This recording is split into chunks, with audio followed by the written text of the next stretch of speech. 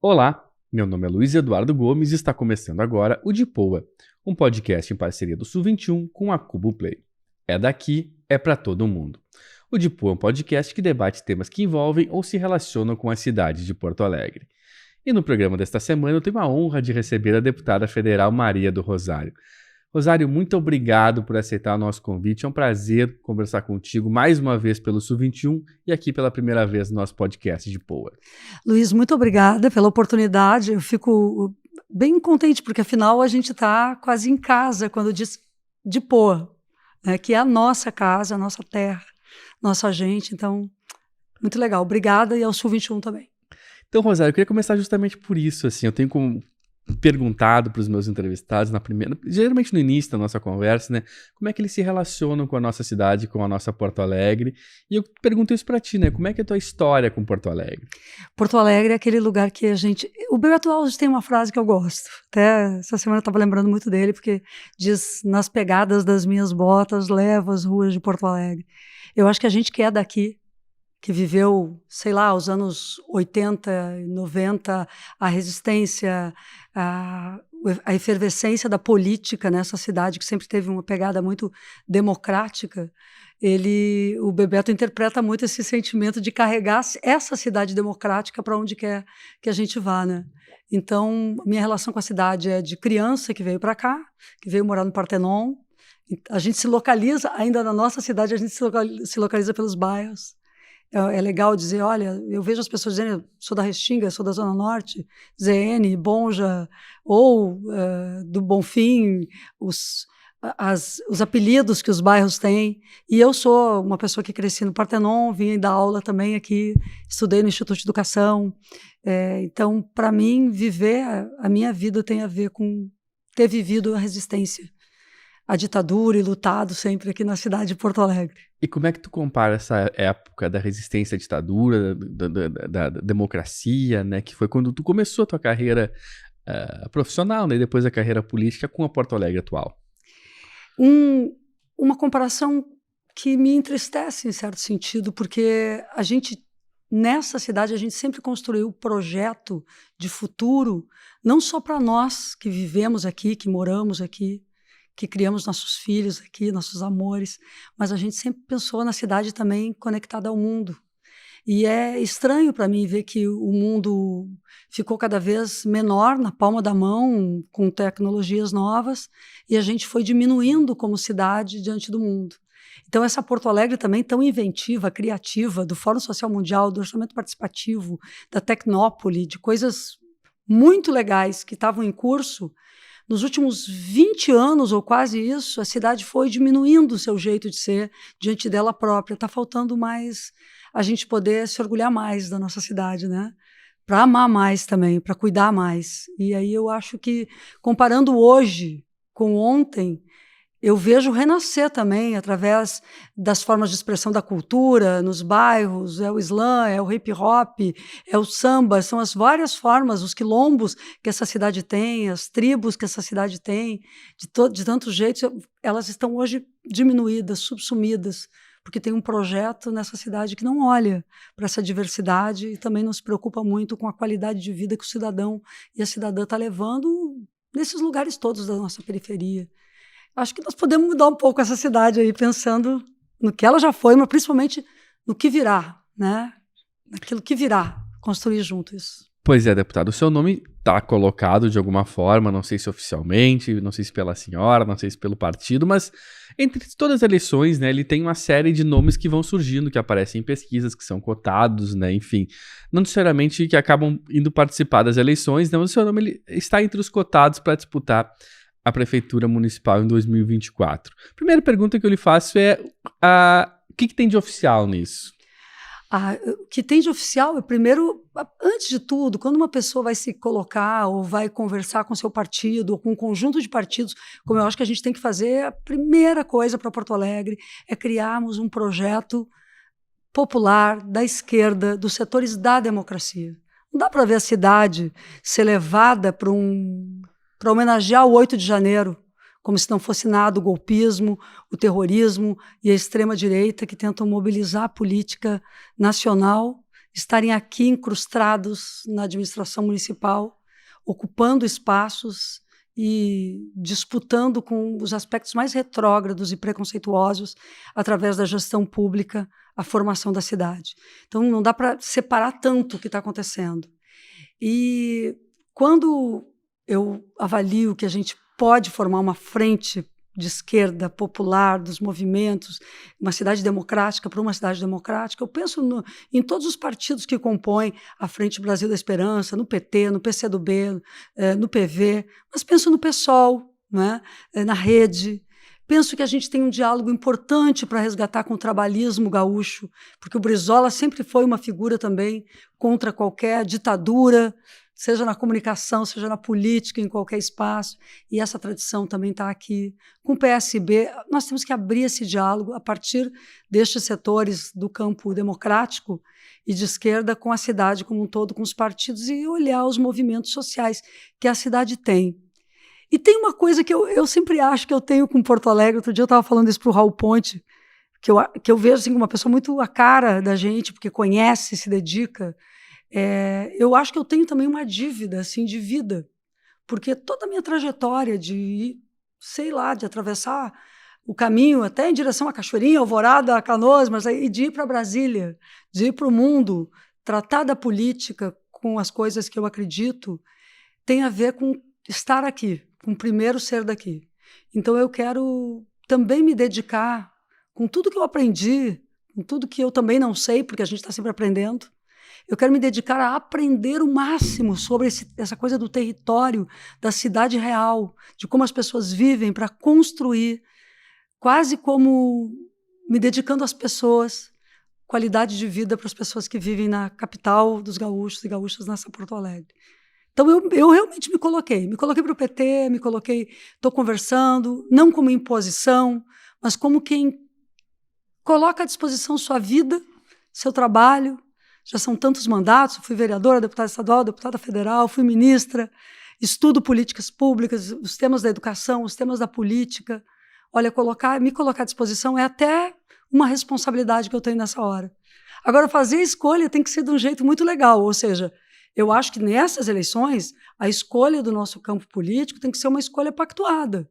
Não pode o PT chegar para o outro partido e dizer isso aqui é a Maria, ou é João, ou é Pedro, né? Nem o PSOL. Então, a gente está vendo qual é o caminho pelo qual nós vamos decidir juntos e juntas, com o campo político, quem estará nesta chapa e representará o conjunto. Eu vou te fazer uma pergunta que eu já fiz para a Bruna Rodrigues, que é a presidente municipal, né? Acho que a Bruna Rodrigues acho que é municipal do PCdoB, né? Acho que sim, a deputada estadual, deputada estadual, né? Bruna Rodrigues, né? Que é a pergunta que eu fiz para ela, eu tenho feito inclusive para outras pessoas. Já não tá tarde para definir como é que vai ser feita a escolha desse nome, dessa unidade, porque assim, a unidade entre os partidos de esquerda, eu acho que já existe um consenso, né? Todo mundo que a gente conversa aqui, que a gente conversa para outras matérias, acreditam que a melhor forma é ter um nome forte da oposição para enfrentar o prefeito Sebastião Melo, numa espécie de candidatura, até pegando a palavra tanto do Miguel Rosseto quanto do Pedro Ruz, numa disputa que vai ser quase plebiscitária, né, entre o prefeito e a oposição. Mas não está um pouco tarde para a gente definir como vai ser escolhido esse nome, como é que vai ser esse projeto, como é que vai ser feita a definição de quem vai encabeçar esse projeto? Não, eu acho que não está tarde, porque na construção desse projeto e deste nome, eu acredito que nós estamos também construindo a relação com a cidade, mostrando a diferença. Ou seja, nós não somos figuras em nenhum desses partidos que eu citei e nos movimentos sociais que vivem a cidade, movimentos novos, movimentos que se renovaram, culturais, ambientalistas, dos bairros, das comunidades, comitês populares de luta, tudo que vive e pulsa nessa cidade valoriza muito a democracia. Então não é de cima para baixo, não, é muito dialogado. Agora, ao mesmo tempo, um projeto coletivo ele se faz com todas essas etapas. Nós vamos chegar muito mais fortes no momento da eleição, construindo juntos e juntas este processo. Mas a senhora acha, então, que está bem encaminhado? Está bem, eu acho que está bem encaminhado. Eu estou contente com participar de um processo, de não ser uma imposição de forma alguma, mas de entender também que, ao mesmo tempo que eu quero aprender muito e sempre, eu me coloco à disposição, quase que pedindo a oportunidade para a cidade de poder servi-la, de poder me dedicar a ela. Eu fui candidata a vice-prefeita na chapa do Raul Ponte em 2004. Fui candidata em 2008 a prefeita. Era isso que eu ia lhe perguntar, assim, o que a senhora vê que mudou entre aquelas candidaturas que a senhora teve em 2004, 2008 e agora, em 2024? Não necessariamente só com a senhora, mas com Porto Alegre. Nós enfrentamos uma batalha eleitoral naquele momento que dizia, era uma sentença que dizia, fica o que está bom, muda o que não está. E um candidato que era José Fogaça, que era uma figura querida da vida da cidade. Só que tem 20 anos que esse projeto que começou com Fogaça, muito se distanciou do Fogaça, muito se distanciou de fica o que está bom. Hoje é um projeto privatista, é um projeto que perdeu qualidade no transporte coletivo, que deixa as pessoas mais tempo num ônibus quebrado, ou até com a vontade, sempre que possível, de optar não pelo ônibus, de optar por qualquer outra forma de transporte. Perdeu qualidade, portanto, no ir e vir. Não sonhou, não projetou novas coisas. Em termos de habitação, eu me lembro que e aí, jamais, eu acho que não dá para enfrentar a batalha do hoje com o saudosismo do ontem. Mas tem coisas que a gente aprende com o Raul, que aprende com o Olívio, com o Tarso, que era o diálogo com os empreendimentos que se colocavam na cidade e que, na verdade, cada um dos empreendimentos tinha uma série de medidas mitigatórias que tinham toda uma dimensão ambiental e de qualidade de vida para as pessoas, que depois isso foi se perdendo. Fazer as coisas com as pessoas, fazer com a comunidade, fazer saúde pública, fazer SUS como sistema, ouvindo as comunidades, mapeando, conhecendo, entendendo, é muito diferente do que acontece atualmente na cidade, que desvaloriza o Conselho Municipal de Saúde. Cidade que tem fechado hospitais, que não abriu nesse tempo todo novas unidades básicas de saúde, a não ser as unidades federais, do período ainda que Lula governava, que Dilma governava, e antes, portanto, do golpe que aconteceu contra a Dilma. Então, a cidade perdeu potência em termos de política pública e qualidade de vida. Nós perdemos qualidade de vida. Perdemos qualidade de vida em termos de meio ambiente, de preservação de parques, perdemos qualidade de vida em termos de acesso à habitação popular, acesso a transporte coletivo, as escolas, não tem escolas novas, não tem novas unidades de educação infantil. Então, isso tudo, eu vejo que a cidade foi perdendo para ela e na sua relação com o mundo. Agora, eu também mudei. E aí eu quero dizer que bom, né? Mudar é um jeito de estar vivo, a gente está vivendo. Nesse tempo eu fui ministra, nesse tempo eu assumi diferentes mandatos, fui relatora de projetos importantes, sou autora de leis estruturantes para as políticas públicas do Brasil, de proteção à infância, de garantias de direitos de vida às mulheres, que dialoga com pessoas com deficiência, com envelhecimento humano, que é uma das pautas que mais me preocupam em relação a Porto Alegre, porque não é o acaso que a cidade também perdeu população ao longo dos últimos anos, entre o censo de 2010 e esse que nós agora estamos ainda ferindo e analisando os números. Nós tivemos uma perda populacional, pessoas que se mudaram da cidade, que foram para o litoral, que foram para outras cidades. Sim, caiu 5% da população de Porto Alegre nesses 12 anos. Então, é uma coisa que chama atenção, porque ao mesmo tempo que a cidade foi empobrecendo e as políticas públicas foram perdendo pujança, nós temos uma cidade que perdeu a população com um melhor poder aquisitivo e agregou, portanto, uma população mais abandonada. Então, deixa eu lhe perguntar, deputada, porque assim, a gente viu, teve períodos distintos nesses 20 anos, do que eu gosto de chamar de consórcio de partidos da direita, né, que eu chamo assim pelo simples fato de que se a gente pegar a base governista desde o Fogaça até o Melo, são os mesmos partidos que compõem a base. Uma hora era o PMDB, o Fogaça foi pro PPS, se eu não me engano, né, foi prefeito pelo PPS, uma hora foi o PDT, mas com todo o apoio dos mesmos partidos que hoje são base do Melo, eram base do governo do José Fortunati, né? O Marquesan, ele veio em tese para quebrar com esse modelo de gestão, pelo menos nas palavras dele, e a base dele era a mesma da base do Fortunati, né? Os mesmos vereadores, inclusive, e aí por uma questão de, digamos assim, dificuldade de trato pessoal e político do próprio prefeito Marquesan, isso acabou se ruindo em algum determinado momento, especialmente na segunda metade do governo dele. Mas, de novo, os mesmos vereadores que eram base do Marquesan, que eram base do Fortunati, hoje são base do prefeito Melo, Contudo, o Mello ele tem, digamos assim, né, ele começou a ter um ritmo muito mais avassalador de projetos de regulamentação do centro histórico, plano diretor do centro histórico, 4 distrito, enfim, uma série de projetos. Como é que a senhora vê que se faz esse enfrentamento especificamente sobre o governo Sebastião Mello? A senhora acha onde é possível derrotar o prefeito Sebastião Mello numa disputa eleitoral? Primeiro que eu acho que não é um governo da figura, é um governo da extrema-direita.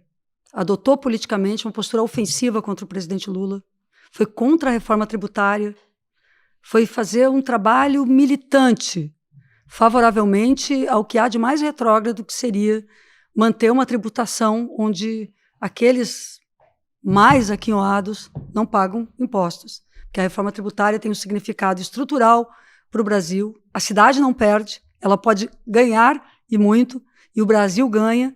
E aí está o governo do presidente Lula mostrando a importância, inclusive, de medidas que conjugam desenvolvimento, um projeto de desenvolvimento, com acolhida e melhoria da condição de vida.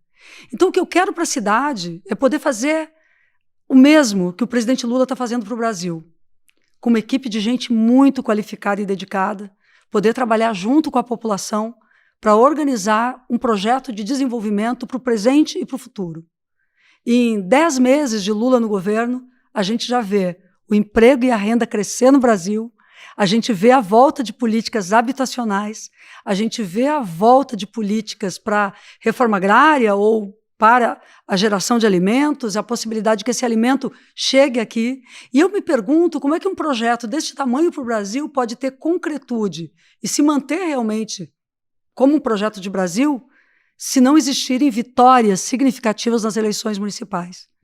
Então é isso que me move com o PT e os demais partidos a pensar que é importante hoje estar na Câmara dos Deputados, ser da mesa diretora daquela Câmara, estar no centro dos projetos que estão sendo votados no Brasil, entender estes projetos e estar aqui disputando as eleições municipais de Porto Alegre para conseguir conectar o projeto que Lula está propondo para o Brasil rapidamente para a cidade de Porto Alegre. Então a senhora acha que de alguma forma essas eleições vai ter um componente importante da disputa nacional também na eleição municipal no ano que vem? Uma disputa nacional não só discursiva, mas na prática. O presidente Lula já estabeleceu no projeto inicial, por exemplo, anotava aqui, que no Minha Casa Minha Vida há a retomada de 1.377 unidades habitacionais em Porto Alegre. É importante, mas cerca de 2.346 novas unidades foram anunciadas pela portaria 727 do Ministério das Cidades para ser construída. Como é que resolve o tema dos terrenos? E a cidade que ainda vive em condição irregular, colocada sem regularização fundiária.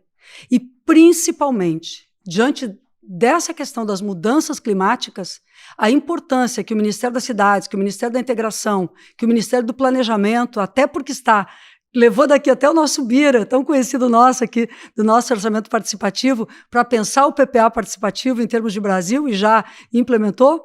Como é que nós vamos fazer com quase 150 áreas de risco que existem na nossa cidade, quando nós teremos agora, nos próximos meses, agora nós já estamos vivendo um lugar sem volta em termos de mudanças climáticas e dos efeitos para as grandes cidades. Então, no próximo período, o Ministério do Planejamento e o governo Lula estará trabalhando uma reestruturação das cidades para que cidades que vivem situações de emergência e um grande número de áreas de risco que não têm sido trabalhadas pelo governo municipal nesse momento na cidade possam redesenhar a geografia que ela vive, a sua estrutura como cidade, respeitando mais os arroios, tratando melhor a destinação de resíduos, a reciclagem, trabalhando energias limpas para a geração enfim, para participar dessa transição energética que nós vamos ter que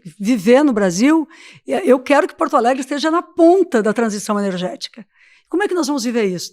Nós vamos viver isso integrando com ciência e tecnologia e pensando também nas oportunidades que nós precisamos gerar para as pessoas que vivem e precisam sair da condição de pobreza, mas também para o que já existe. Porque, afinal, nós temos uma URGS, uma PUC, nós temos institutos federais, nós temos uma Universidade Federal de Ciências da Saúde, nós temos um corredor que passa pelo CEITEC, com o qual eu já estou trabalhando, que Miguel Rosset está trabalhando, que a gente está trabalhando com tantas lideranças para realmente poder reinvestir recursos para que essa fábrica, o Adão Vilaverde fala muito, tem que frisar que é uma fábrica de chip, lá na ponta, né, do progresso e do desenvolvimento de inovação, ciência e tecnologia, possa estar à altura.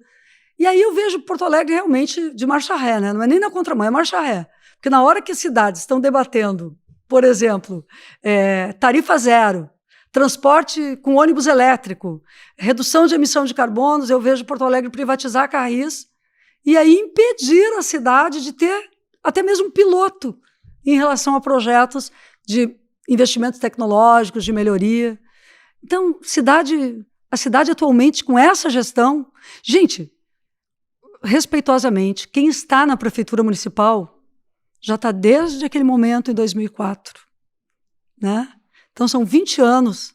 Agora, eu peço à cidade que pense sobre a oportunidade que a gente tem que ter. Eu peço até mesmo uma oportunidade para poder fazer com o governo Lula, ao mesmo tempo, um projeto de desenvolvimento, oportunidades e direitos para a cidade. É isso que eu vou estar conversando com os partidos. Claro, não sou candidata, sou pré ainda, né? Estou colocando o nome para o PT e tal. Mas cheia de gás, cheia de vontade para trabalhar.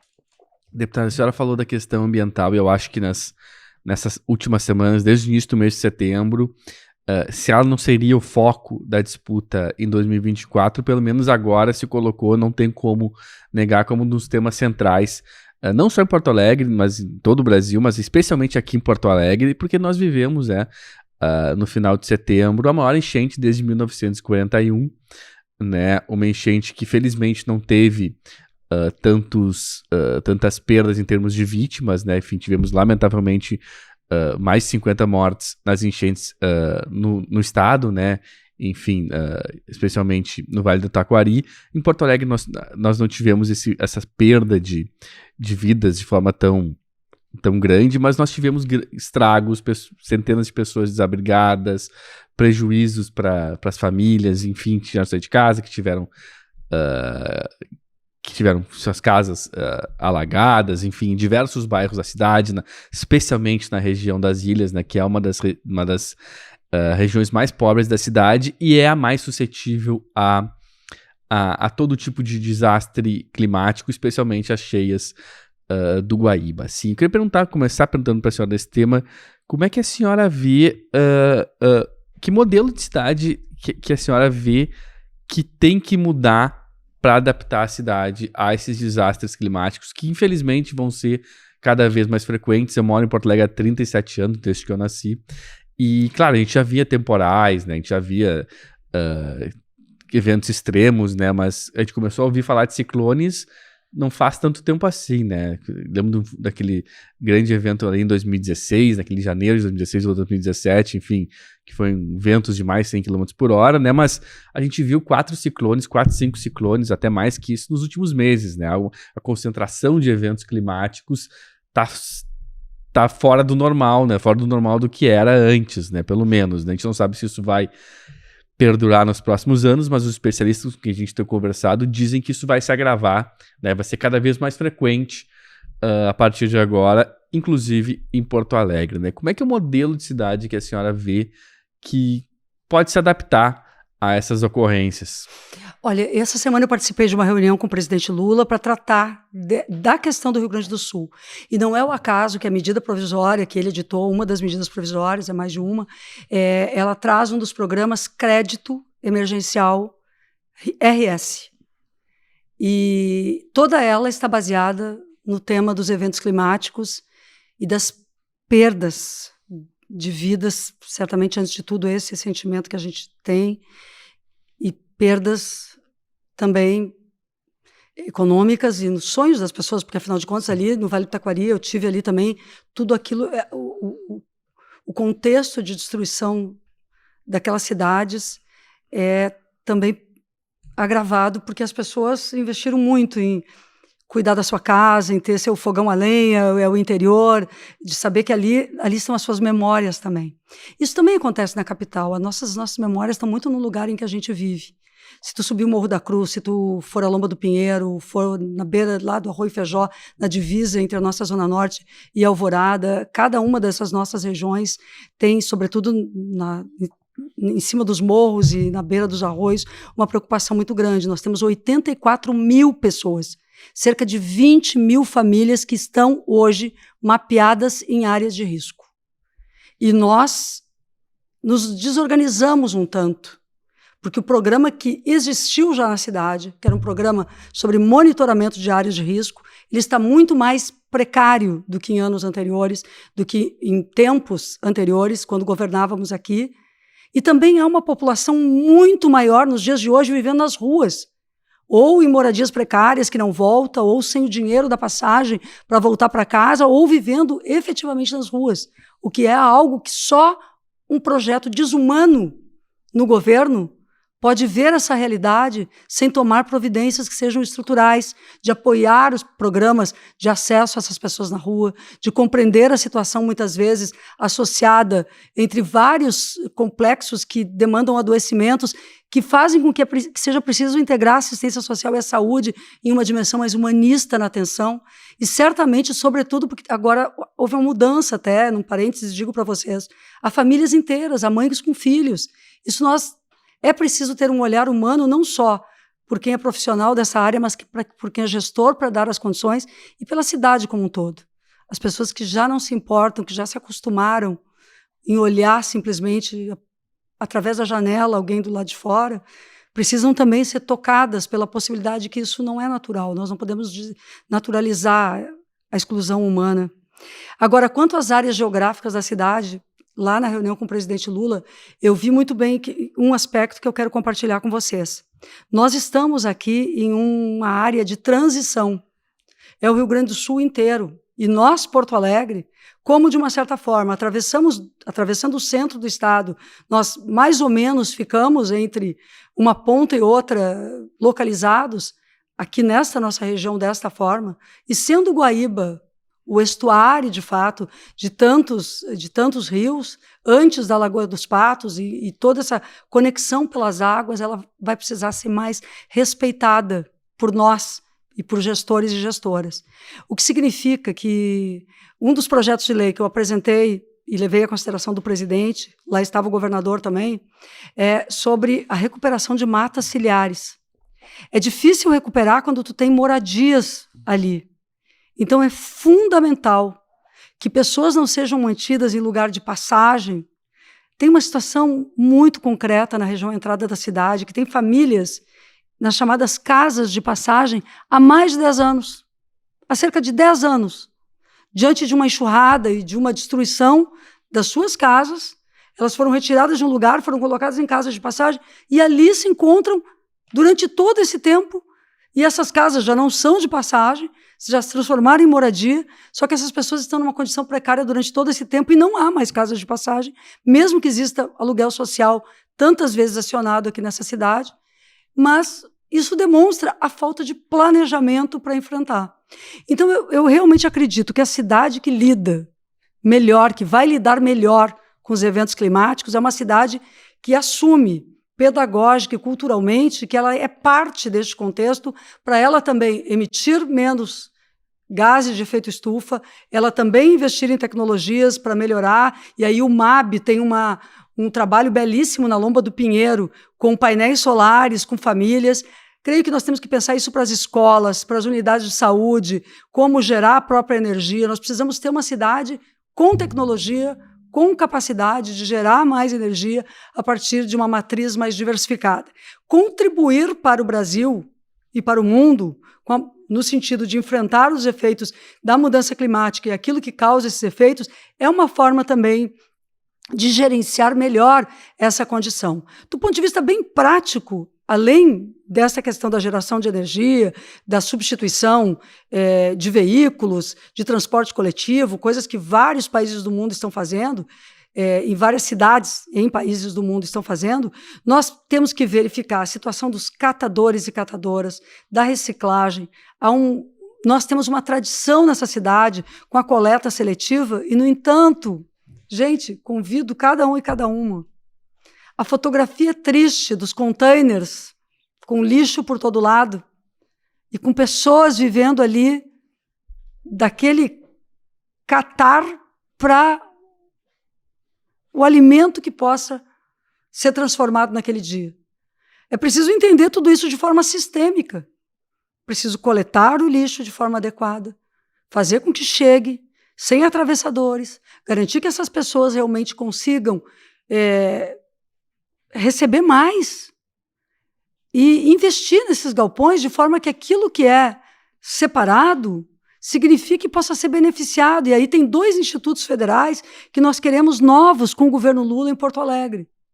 Nós já temos 2 campi, um no centro e um na Restinga, mas nós queremos ainda que o Hospital Conceição possa colocar um campus do Instituto Federal, trabalhando a vocação da cidade para a saúde, formando pessoas para trabalharem mais na saúde, que é a área que mais vai se desenvolver no próximo período. Porto Alegre tem que ter um polo para a saúde, seja a saúde como serviço, seja um polo industrial da saúde, e um aqui para a região leste também, que trabalhe essas questões todas. Enfim, então, tecnologia e qualidade de vida integradas podem gerar uma cidade sustentável a partir do tratamento dos seus próprios resíduos, das águas, dos arroios, de como eles chegam até o nosso arroio dilúvio, de qual é a conexão que eles têm com novos investimentos, porque esses novos investimentos estão sendo feitos pelo PAC e a cidade não está apresentando projetos. Olha, Luiz, vou te dizer uma coisa, os projetos da cidade são privatização do DEMAI. Tem cabimento numa hora como esta? Ao invés de investir os 380 milhões que o DEMAI tem em caixa, que tem rendendo, ao invés de investir esses recursos, está com um projeto para privatizar o DEMAI? Nós precisamos fazer investimentos. Investimentos na coleta do esgoto, investimentos no tratamento, investimentos em garantir que no verão, porque se a gente está sofrendo agora com as chuvas, o verão que vem aí indica que será muito quente. Imaginou as escolas do Morro da Cruz, novamente, escolas municipais, fechando, não tendo aula, porque não tem uma caixa d'água ou uma condição adequada de que a água suba o morro, tenha a força de subir o morro para lá chegar naquelas casas. Nós vamos ter de novo o discurso do prefeito ou de seus prepostos dizendo, sabe, que vai resolver. Já teve 20 anos para resolver. Eu quero uma oportunidade aí para resolver com muita humildade, mas para resolver mais rápido, como o Lula diz, né? O Betinho dizia, quem tem fome tem pressa. Eu digo, a cidade começa a ter pressa e a gente tem que ter uma pressa que é uma vocação para fazer as coisas junto com as pessoas, mas fazer o que tem que ser feito. Deputada, pegando o gancho que a senhora falou do presidente Lula agora, né? Acho que nessa segunda metade do nosso programa eu queria falar com a senhora de questões mais nacionais, né? Enfim, tanto o Congresso como o governo Lula, né? A senhora falou há pouco, né, dos bons resultados do governo Lula, né? Aumento da renda e queda do desemprego, né? Mas a gente teve pesquisas que saíram agora nos últimos dias que mostram, de alguma forma, um cenário quase que permanente desde as eleições do ano passado, em termos de uma certa divisão do eleitorado, né? Claro, a aprovação do presidente cresceu um pouco em determinado período, agora algumas pesquisas mostraram que deu uma certa recuada, mas ainda permanece uma certa polarização, com 40% de pessoas ainda mais ferrenhas, né, ligadas ao bolsonarismo, cerca de 50 e poucas pessoas que consideram o governo Lula como bom, como ótimo, mas enfim, que aprovam o governo Lula. Por que a senhora vê que o governo não consegue, digamos assim, descolar essa polarização no cenário nacional, enfim, diante do que a senhora considera, né, bons resultados do país até agora? Bem, essa polarização ela não foi construída ao acaso, é que realmente são projetos muito distintos. O fascismo governou o Brasil ao longo desses últimos 4 anos e foi crescendo naquele momento de golpe contra Dilma, com base em algumas questões, em algumas falsas, numa propaganda muito falsa, mas que cola, porque, enfim, sabe, o uso da bandeira do Brasil, das cores patrióticas, a falsa ideia de que protegiam a família. Isso, para mim, é o que mais me incomoda e é o que mais me dói. Porque, sinceramente, durante toda a minha vida, tendo trabalhado com a proteção dos direitos da criança, eu sempre compreendi as crianças no ambiente das suas famílias e, portanto, sempre trabalhei para proteger as famílias. E eu vejo que o momento pior da história do Brasil, desde o período de redemocratização, nesses 35 anos de Constituição Federal, foi justamente o governo Bolsonaro, para as famílias, o pior momento, quando as famílias voltaram à fome, quando pais e mães voltaram a sofrer o sentimento de não terem o que oferecer para os seus filhos, a juventude deixou de ter perspectivas. Então, me doeu enormemente esse período e eu devia todo aquele discurso favorável à família deles e, no entanto, eles estavam atacando justamente as famílias. Olha o que foi na pandemia, quantas famílias sofreram com a fome e quantas sofreram com pessoas que muito cedo partiram porque eles atrasaram a vacina, eles riam disso e, no entanto, eles faziam um discurso a favor da família. Eles estavam desmontando a família. Então, eu sempre digo, minha filha até brinca comigo, a turma brinca comigo, que a família brasileira, quem defende somos nós, né? Uma família que é múltipla, tem várias formas de ser. No entanto, o cinismo dos fascistas realmente é incrível. Colocavam as cores do Brasil, a defesa da família, às vezes até utilizam tanto a religiosidade, quando, no entanto, se afastam totalmente de qualquer palavra que seja amorosa, verdadeiramente, e que as religiões carregam a amorosidade, seja cristã, a matriz africana, os budistas com a sua visão da natureza, os judeus ou os islâmicos. Essa visão seja de cidade ou de país em que todo mundo pode se enxergar e se respeitar, ela é muito mais religiosa no sentido daquilo que as religiões têm de melhor, positiva, mas não usa da religião como eles usaram. Então eles criaram falsas questões em torno das quais polarizaram. E, no entanto, nós tivemos uma vitória importante com o presidente Lula e ganhamos as eleições para não apenas para aquilo que ele diz, né? Não é só uma figura de linguagem, um slogan, reconstruir e unir o Brasil. É reconstruir direitos, unir é tirar o que nos afasta uns dos outros. Então, o presidente, eu acho que ele trabalha muito com isso, né? Ele está fazendo uma base política mais ampla do que aquela com a qual ele foi eleito, mas ele já foi eleito com uma base política de 10 partidos. Não, a senhora não considera que é ampla demais essa base? Tipo, cabe no projeto de Brasil, mesmo que a senhora defende, cabe os republicanos, que são figuras que propagam, né, esse mesmo discurso que a senhora tá falando, né, essas fake news, né, enfim, temos pessoas que estiveram muito ao lado de Bolsonaro hoje dentro do governo, né. A vontade que a gente tem é tirá-los desse lado, né, porque o que o presidente não pode fazer e que nós não queremos fazer é cristalizar essa polarização nos índices no índice em que ela chegou na eleição, porque foi artificial. E porque também eles moveram muito dinheiro.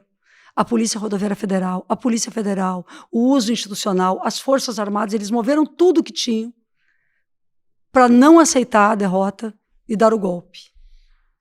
No entanto, eles tinham uma possibilidade de levar pelo menos o nicho mais radicalizado para as ruas, e o fizeram em torno da tentativa de impedir o Lula de ser diplomado e depois de tomar posse.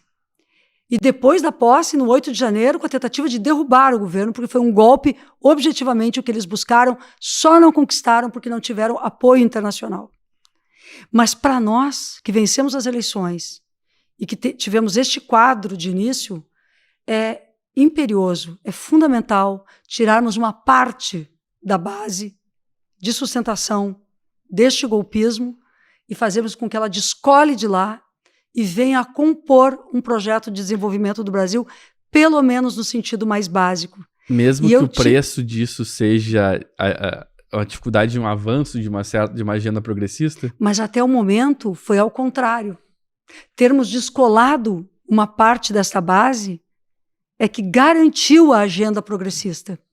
Vejamos, antes da eleição, o presidente Lula se dirige, antes da eleição não, antes da posse, ele se dirige ao Congresso Nacional e nós trabalhamos juntos lá dentro da Câmara dos Deputados para trazer uma parte dos votos necessários Nós somos a minoria lá dentro e conseguimos aprovar a PEC da transição. Se não tivéssemos feito isto naquele momento, não teríamos o orçamento com o qual todas as políticas públicas que foram desenvolvidas nestes 10 meses de governo foram implementadas. Porque nós estaríamos com o orçamento do Bolsonaro.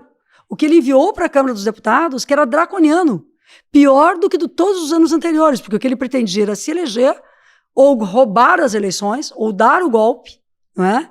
E governar para aqueles que mantêm dinheiro em paraísos fiscais, contrário a um projeto de desenvolvimento do Brasil. Era a pauta do Guedes, a pauta do teto de gastos, a pauta do orçamento secreto, onde distribuía dinheiro para os deputados, mas não tinha dinheiro para política pública nenhuma. As universidades estavam fechando condições de atendimento, cursos, os profissionais dos institutos federais, do SUS, do GHC ou dos demais hospitais públicos, que são federais, muitos e muitos anos sem qualquer reajuste. Então, tivemos reajuste dos servidores públicos, tivemos a retomada da política dos institutos federais, que eu já estou não anunciando, mas dizendo que a gente está trabalhando com 2 para Porto Alegre, além de Cachoeirinha, de Torres, de Rosário do Sul, de Santa Maria, de tantas outras cidades que estão apresentando projetos. O Minha Casa Minha Vida, que voltou, o reajuste do salário mínimo, que impacta diretamente na melhoria do salário do aposentado, da aposentada e do BPC, também do benefício de prestação continuada. O reajuste do salário mínimo acima da inflação fez com que nós já tenhamos tido 80% dos acordos coletivos do Brasil, de todas as categorias, acima também da inflação.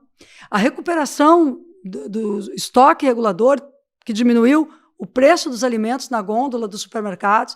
Então, o Brasil foi recomposto a partir das negociações que o Lula teve com o Congresso Nacional. Eu acho, portanto, que nós não estamos perdendo nada dialogando com esses segmentos. Que a capacidade que o Lula tem, e que eu acho que é uma capacidade que a gente tem que desenvolver, é que quando forma uma aliança, não se descaracteriza.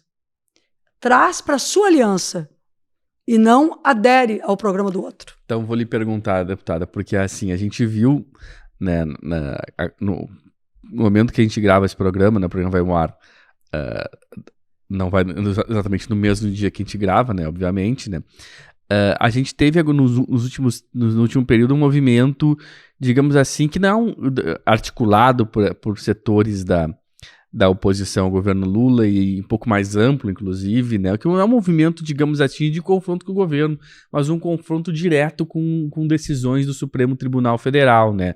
A gente teve, por exemplo, né, a questão da aprovação de um projeto do marco temporal, né, discussão do marco temporal, discussão de criminalização total das drogas, né, criminalização total do aborto, um projeto que busca, inclusive, dar o poder para o Congresso de revisar decisões do STF. Várias dessas medidas são, de alguma forma, contraditórias à agenda do governo, né? Como é que se equilibra, então? Porque, assim, o governo vai, de alguma forma, na sua avaliação, ele deve interferir nessa agenda, ou como é que ele resolve essa situação dessas pautas avançando no Congresso? Nós não estamos vivendo ainda uma democracia totalmente consolidada. A democracia no Brasil está em disputa. E é preciso isolar setores da extrema-direita. Ao mesmo tempo que se faz isso, nós não podemos descaracterizar o programa que nós apresentamos. Então, essa é a equação. Só que o nosso programa, a esquerda brasileira, ela nunca colocou a democracia em risco. Todos os golpes desse país, todos os ataques, tudo que a gente tem de mais sofrido, que ainda tem que encarar, porque não tivemos justiça de transição neste país. A Comissão da Verdade, eu trabalhei tanto com ela, fui ministra no período da Comissão da Verdade. Eu acredito que ela aconteceu muito tardiamente para que a nação tivesse uma formação pedagógica para entender o que é uma ditadura. E aí é o absurdo da gente ter visto aquelas placas pró-ditadura, aquelas placas pró-fechamento do STF, do Congresso, E os discursos, a Câmara dos Deputados, aliás, tem uma responsabilidade enorme com o crescimento desse discurso da extrema-direita, porque nunca responsabilizou devidamente o seu preposto mais desqualificado, que era Jair Bolsonaro. E não ao acaso, como parlamentares, muitas vezes a gente dizia o pior dos deputados virou presidente da República. É porque a Câmara também não cumpriu o seu papel de proteção da Constituição. Eu sou integrante dessa instituição, que eu admiro e valorizo enormemente, Câmara dos Deputados, por exercer mandato, mas, ao mesmo tempo, eu não tenho ilusões com essa democracia assim. Nós precisamos de uma democracia mais participativa. Aliás, uma democracia participativa que está prevista na Constituição e que não foi desenvolvida nem nos nossos governos com a radicalidade, ou seja, com o enraizamento necessário que a gente tem que fazer. Então, eu avalio que tanto o governo Lula quanto um projeto de cidade que a gente tem que apresentar tem que recuperar de verdade, por exemplo, o que é orçamento participativo no ambiente da cidade, de verdade mesmo, não só com um pouquinho de recurso que a cidade está discutindo no orçamento participativo, mas discutir democracia participativa, democracia direta, cidadania, formação, conselhos, participação, comitês de bairro, comitês populares. E no Brasil nós temos que trazer a Câmara dos Deputados a uma responsabilidade maior com a harmonia e autonomia e independência entre os poderes. E eu estou dizendo isso para ti porque eu acho um absurdo o projeto de lei que iniciou a tramitar do meu colega Domingos Sávio, que é de Minas, e que propõe que a Câmara e o Congresso se transformem na Corte Constitucional. É um absurdo que ele olhe para o Supremo Tribunal Federal e reclame que o Supremo venha estar legislando e queira trazer para o Congresso Nacional a tarefa de decidir acima da decisão da Suprema Corte. Então, isso é inconstitucional em todos os sentidos. É inaceitável, nós faremos a resistência a isso, mas nós votamos contra o marco temporal na Câmara dos Deputados, votamos contra o marco temporal no Senado Federal e vimos que o Supremo se posicionou da forma mais adequada, derrubando o marco temporal aprovado na Câmara e que não estava aprovado no Supremo, no vácuo de decisão que o Senado não tinha tomado. Se o Senado tivesse tomado a decisão e promulgado a medida constitucional antes do Supremo decidir, talvez a gente pudesse estar debatendo hoje, o Supremo tivesse decidido depois da promulgação da nova emenda constitucional, é possível que o Supremo estivesse errado. Mas o que o Supremo fez foi utilizar o dispositivo da Constituição que permite que ele atue quando a Câmara dos Deputados e o Senado Federal, o Congresso Nacional, não tem uma definição. No vazio da atribuição legislativa, o Supremo tem a autoridade que a Constituição lhe dá de produzir uma decisão. Produzida essa decisão, eu não tenho nenhuma dúvida que nós agora teremos que cumprir essa decisão do Supremo. Então, a senhora não tem preocupação que essas pautas que contradizem decisões do Supremo avancem no Congresso, mesmo no caso de serem aprovadas? Se vier a preocupação que eu tenho é com a composição da Câmara dos Deputados e do Senado. Porque, sendo bem direta, nós, como Frente Brasil da Esperança, mais o PSOL e a Rede, portanto, PT, PCdoB, PV, PSOL e Rede, somos a quarta força política. Como somos duas frentes, mas agimos muitas vezes em muitas questões em conjunto, mas no tamanho e no número de votos dentro da Câmara dos Deputados, nós somos a quarta força com as nossas posições num tema como o marco temporal, por exemplo. Primeiro é o bloco político do presidente da Câmara, o presidente Lira. Segundo é o bloco do MDB. PDT e PSB, inclusive, participam destes primeiros blocos. Terceiro é o PL, partido de Jair Bolsonaro. E quarto, PT, PV, PCdoB, Frente Brasil e Esperança. E quinto é PSOL e Rede. Nesta proporção de número de deputados, a gente sempre tem que se preocupar. E talvez o processo eleitoral que se avizinha venha a ser o melhor momento para a gente entender que para governarmos democraticamente um país ou uma cidade, é fundamental eleger não apenas o poder executivo, mas eleger também quem ocupa os legislativos. Esse entendimento político não tem sido o entendimento político da nossa gente. Tem tido um voto muito disperso entre quem elege para o executivo e quem elege para o legislativo, que tem sido muito ruim para a democracia brasileira.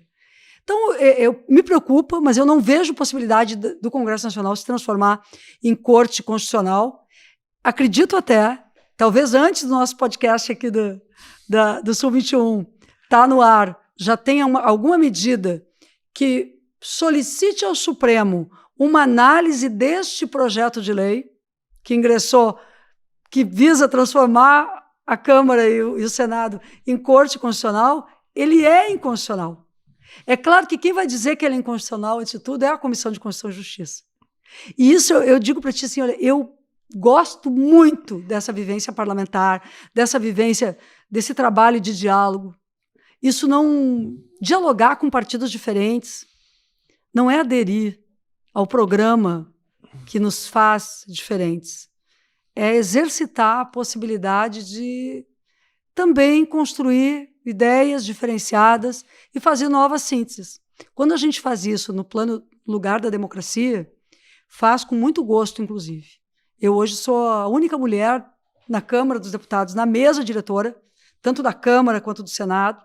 Assumi, portanto, uma representação que me traz muita responsabilidade, mas, sobretudo, eu sou a única pessoa de esquerda nas mesas da Câmara e do Senado.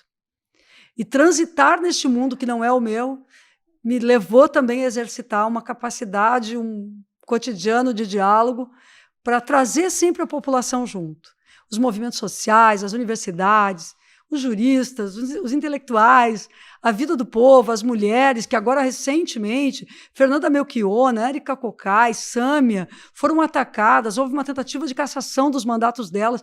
Estar com elas, saber o que a gente vive, ter vivido isso como mulher neste espaço, eu acho que, e viver também neste espaço isto, vai criando uma solidariedade entre nós, mas que também vai lá no outro campo, não da extrema-direita, porque com estes, sabe, tem uma coisa que eu discordo da Márcia Tiburi, aquele livro dela, Como Conversar com um Fascista, não tem muito, entendeu? Não tem. O fascismo não é um lugar de diálogo, mas os setores que ainda têm um caminho democrático que queiram debater, pode ter certeza que diálogo não é o que falta. Então, deixa eu lhe perguntar, como está se caminhando para o final do nosso programa, como que a senhora vê que se lida, né, com essa situação o governo tem de certa forma, a maioria que ele conseguiu construir para aprovar projetos como a reforma tributária, como o arcabouço fiscal, enfim, como várias das MPs, né, como o próprio Minha Casa Minha Vida, enfim, vários outros programas, ele tem conseguido aprovar. Mas nessa pauta de costumes que se fala, que, enfim, a gente até poderia questionar o que se coloca como pauta de costumes, né? Mas nessa pauta de costumes mais cara ao bolsonarismo, né? Enfim, em que eles tentam manter essa narrativa de polarização mais acesa nesse momento, eles têm conseguido atrair setores que compõem a base do governo, né? Como é que a senhora vê que isso funciona concomitantemente, né? Tu ter partidos que votam uma hora contigo, outros que votam uma hora em algo que é completamente contra, né, o que o governo defende ou que, enfim, o que os parlamentares do governo defendem. A primeira tática do bolsonarismo foi a tentativa de golpe. E aí foi tão estranho, porque nós no governo pensávamos assim, não vamos fazer essa CPI do 8 de janeiro, porque eles vão ficar todo o tempo fustigando a ideia do golpismo e vão conseguir se organizar.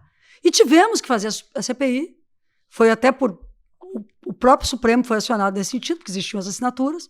A CPI mostrou tudo, o que é o tal do general Heleno, o CID. Eu tenho certeza que o Congresso Nacional, no campo democrático, fez uma importante contribuição com a CPI contra o golpe, justamente por colocar a nu o golpismo de setores militares no Brasil, trazer o tema das joias, da corrupção de Bolsonaro, sabe, de quanto é rasteiro Quantos são rasteiros e desqualificados essas figuras que estavam no poder do Brasil e quantos são rasteiros e desqualificados alguns desses parlamentares que estão com esta agenda.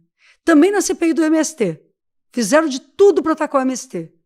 Os movimentos sociais, parlamentares combativas, mostraram ali dentro quem é o MST e conseguiram mostrar o grau de solidariedade, o orgulho que a gente tem de carregar o MST, de ser parte também e valorizar os movimentos. Aí nós vencemos essas duas pautas. E aí, Luiz, eu acho que tu dizes muito bem. O bolsonarismo está colocando uma nova pauta. Essa pauta não deve nos dividir. Nós não precisamos comprar a pauta e fazer da pauta do bolsonarismo a nossa. O que nós temos que fazer em relação a cada um destes temas é tratá-los. Tratá-los no limite da legalidade que existe hoje. Tratar das pessoas com toda a humanidade e respeito. As pessoas sabem, por exemplo, quem sou e o que eu acredito. Sabem que no trabalho que a gente faz, jamais a gente vai permitir que uma pessoa seja desvalorizada por ser uma pessoa LGBTIQ+, que nós reconhecemos todas as famílias, que nós queremos que as pessoas sejam respeitadas na sua identidade, na sua individualidade, em todos os sentidos. Que nós queremos que as mulheres sejam livres, que tenham a possibilidade de proteger a si próprias, que nós queremos tratar temas de saúde pública como de saúde pública, que é preciso, por exemplo, pensar numa cidade como Porto Alegre, Capzi, porque tu tem uma circunstância de adoecimento muito grave, vinculada a tanto adoecimento psíquico, adoecimento físico. Então, tem tantas coisas para tratar quando a gente fala de pessoas LGBTI, quando a gente fala de todas as pautas das mulheres mesmo, da autonomia, da não violência, do enfrentamento ao feminicídio. Tem tantas questões para a gente tratar. Então, eles não vão nos dizer a nossa pauta. E, por isso, eu acredito que o mais importante nesse momento é a gente manter o nosso trabalho como governo. Voltou a ter um Ministério das Mulheres, temos um Ministério de Direitos Humanos. De certa forma, deixar eles falando o que eles querem e tocar o barco do governo. Porque o governo tem que realizar políticas públicas.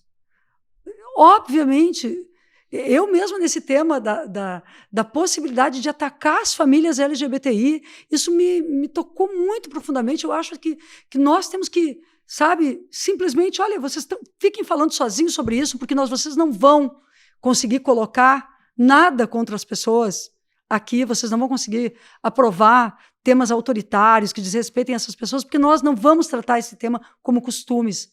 Nós estamos tratando da dignidade humana. E são temas, inclusive, que são liberais. Eu fico tão impressionada que me cabe, eu que sou socialista, né, enfim, defender aspectos do liberalismo que dizem respeito aos direitos humanos e a direitos fundamentais.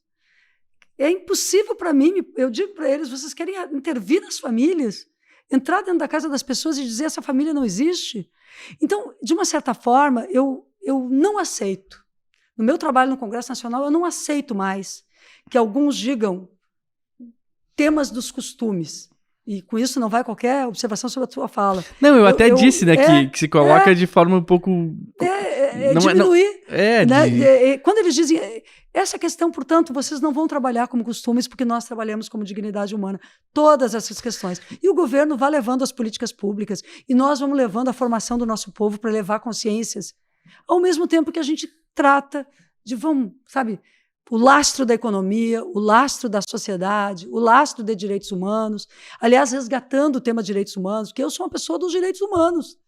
Eu quero saber quem é que vai me atacar por defender o direito humano, que jamais defende qualquer violência, porque, aliás, se a gente tivesse mais gente, mais Chico Mendes, que defendeu a floresta quando ninguém o fazia, ou Irmã Dorothy, ou Marielle, figuras assim, tantas figuras que nos foram roubadas pela violência, que nos foram tiradas do convívio, e que eu acho que hoje a gente olha para elas, no Brasil, ou Martin Luther King, ou, enfim, ou Nelson Mandela, pessoas que se adiantaram, todos eram dos direitos humanos. Eu quero olhar para a nossa cidade e ver muitas Marielles, meninas negras, construindo caminhos de cidadania, muitos jovens, muitas pessoas dizendo, eu sou dos direitos humanos, eu quero mais isso, porque a gente saiba que os direitos humanos é sempre pela paz, pela dignidade humana, por ouvir as pessoas, por olhar nos olhos.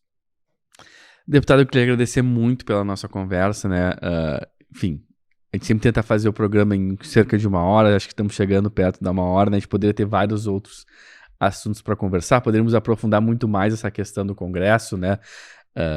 Enfim, dessa pauta bolsonarista, né? Eu convido a todos a ouvir outros programas anteriores que a gente fez com a senhora, né? Outras entrevistas também, que a senhora já falou alguns temas, por exemplo, de como a senhora foi, digamos assim, a paciente zero, de alguma forma, desse ódio bolsonarista, né? Enfim, do próprio Bolsonaro, né? Quando o bolsonarismo era ainda só o Bolsonaro, né? Não era esses mais de 100 deputados que nós temos hoje do PL, né?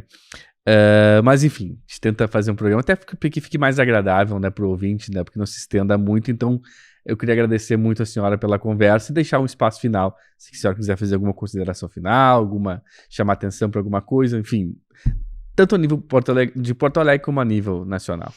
Luiz, olha, obrigada, tá? Aqui eu até me sensibiliza também te ouvir, né? Essa coisa dos ataques e tal, né?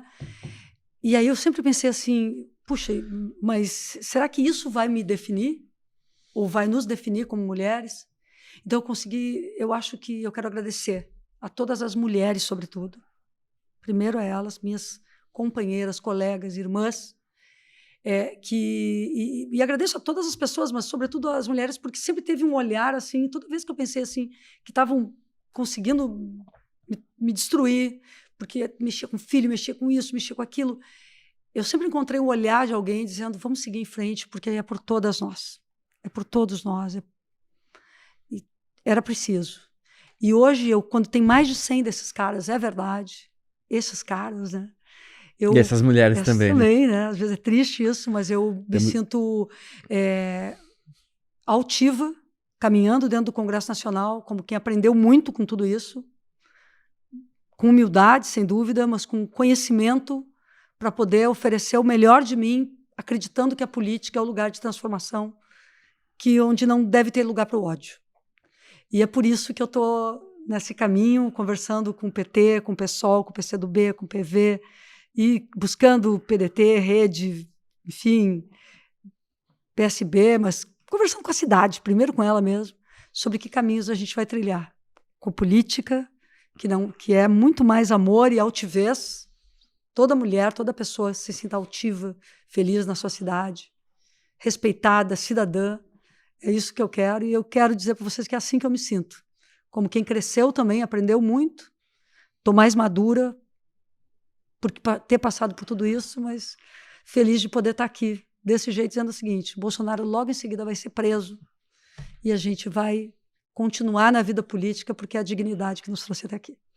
Perfeito. Muito obrigado, deputada. Foi um prazer conversar com a senhora. E quero agradecer especialmente, como sempre, a você que esteve mais uma vez na audiência do nosso Dipô. Convido a todos a curtirem, compartilharem, mandarem para o amigo, para a família, enfim, nas redes sociais, nos grupos de WhatsApp, enfim, a ferramenta que você está acostumado, e também a curtirem, a seguirem o Sul21 e a Cubo Play, e também em todas as plataformas de redes sociais. Eu deixo o nosso abraço a todos e até a próxima edição.